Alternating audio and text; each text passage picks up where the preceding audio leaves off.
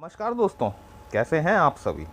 मैं आपका ज्योतिष मित्र श्लोक वर्मा आपके अपने चैनल श्री हनुमंत कृपा पर आपका हार्दिक स्वागत करता हूं, अभिनंदन करता हूं।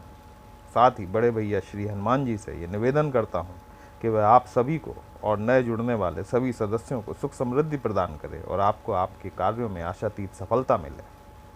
दोस्तों, अगर आपने अभी तक अपने इस चैनल को सब्सक्राइब नहीं किया है तो मेरा आपसे निवेदन है कि अपने इस चैनल को सब्सक्राइब करें। आप वीडियोस को लाइक करते हैं तो हमें मोटिवेशन मिलता है आगे कार्य करने के लिए। आज एक बहुत ही महत्वपूर्ण परिवर्तन जो हुआ है 13 जून 2024 के दिन, उसके विषय में हम लोग चर्चा करने वाले हैं।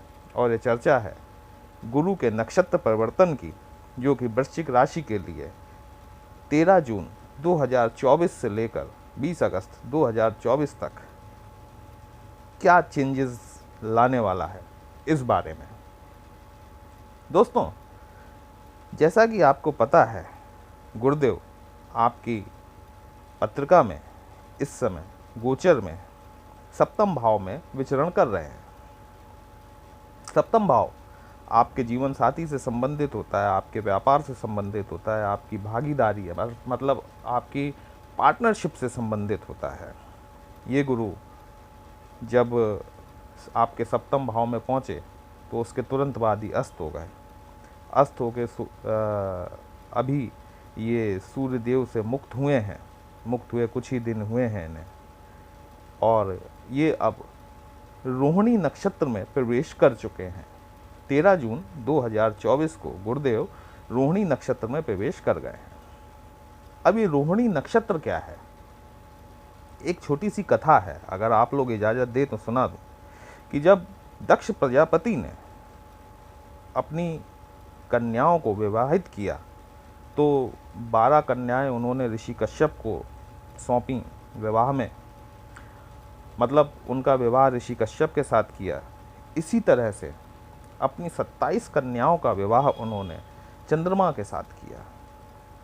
इन 27 कन्याओं के नाम अलग अलग थे, जिनमें से कि एक रोहिणी भी थी।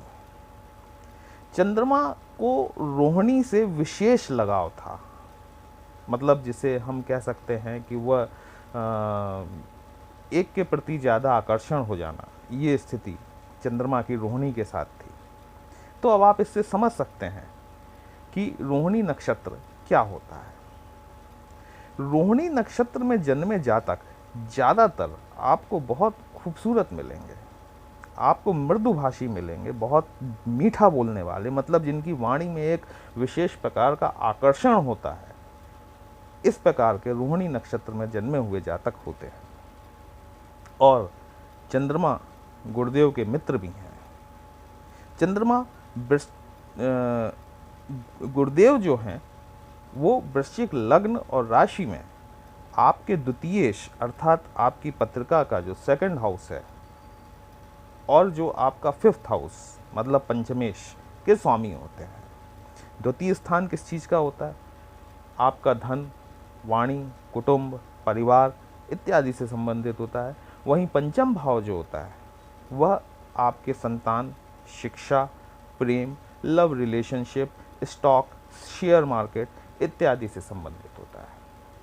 तो 13 जून को जब गुरुदेव अपने मित्र के नक्षत्र में रोहिणी नक्षत्र में प्रवेश कर गए हैं, तो जैसा कि मैंने थंबनेल में लिखा है कि अब इंतज़ार खत्म हुआ।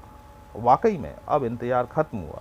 13 जून 2024 से लेकर आपके लिए 20 अगस्त 2024 तक का टाइम एक गोल्डन पीरियड साबित होने वाला है, क्योंकि चंद्रमा वृश्चिक लग्न में 9th हाउस के मालिक होते हैं।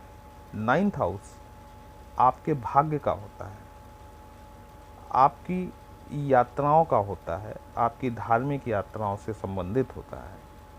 तो जब आपका द्वितीयेश मतलब धन भाव का मालिक, आपका पंचमेश, आपके लव रिलेशन, आपकी संतान, आपकी शिक्षा का मालिक जब आपके भाग्य भाव में जा रहा है, तो ये कितना सुंदर संयोग बनता है कि इस लगभग 2 माह 7 दिन के गोचर में जो आपके साथ जो परिवर्तन होंगे वह वाकई अविस्मरणीय रहेंगे। लेकिन क्या ऐसा सभी जातकों के साथ होगा? बिल्कुल नहीं। देखिए, दुनिया भर में अगर हम एक नॉर्मल कैलकुलेशन निकालें तो पूरी दुनिया में वृश्चिक लग्न और राशि के लगभग 60 करोड़ जातक होंगे। क्या सभी जातकों को ये ट्रांजिट का जो नक्षत्र परिवर्तन हो रहा है इसका शुभ प्रभाव ही मिलेगा? नहीं मिलेगा, क्योंकि आपकी अंतर्दशा किसकी चल रही है, आपकी प्रत्यंतर दशा किसकी चल रही है, आपकी पत्रिका में गुरु की स्थिति क्या है, गुरु पहले से किस नक्षत्र में बैठे हुए हैं, वह नक्षत्र कहीं रोहिणी नक्षत्र का शत्रु नक्षत्र तो नहीं है। ये इन सारी बातों पर ये सारी चीज़ें निर्भर करेंगी। लेकिन फिर भी एक मोटे तौर पर देखा जाए तो यह जो नक्षत्र परिवर्तन होने वाला है ये सभी के लिए बढ़िया सुफलदायक देने वाला होगा। देखिए, गुरुदेव आपके सप्तम भाव में बैठे हुए हैं। आपके जीवन साथी से रिलेशनशिप बहुत अच्छी होने वाली है। अगर आपका कोई व्यवसाय है, कोई पार्टनरशिप का बिजनेस है, उसमें आपको बहुत अच्छी तरक्की मिलने की संभावना है, क्योंकि जब गुरु का संबंध आपके भाग्येश के साथ भी हो रहा है, मतलब आपके भाग्य के स्वामी के साथ भी हो रहा है, चंद्रमा के साथ, तो गुरु तो वैसे ही गुरुदेव हैं, और जब भाग्य का साथ भी मिलेगा तो आपकी तरक्की के क्या ही कहने। गुरुदेव की पंचम दृष्टि आपके एकादश भाव पे पड़ रही है, जो कि आपका लाभ भाव है।